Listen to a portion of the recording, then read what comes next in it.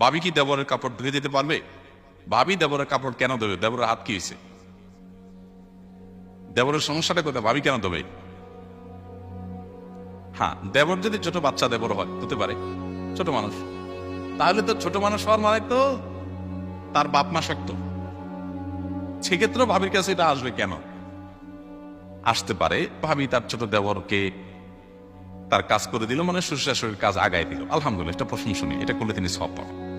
কিন্তু বুড়া দেবর, বুড়া দেবর বলতে আমি বৃদ্ধ বলতেছি না, মানে প্রাপ্তবয়স্ক বা বড় হয়ে গেছে, প্রাপ্তবয়স্ক জরি না, এই দেবরের 12, 14, 16, 18 বছর বয়সের ছেলে তো নিজেটা নিজে করতে পারে, তো এইটা ভাবি কেন দেবে?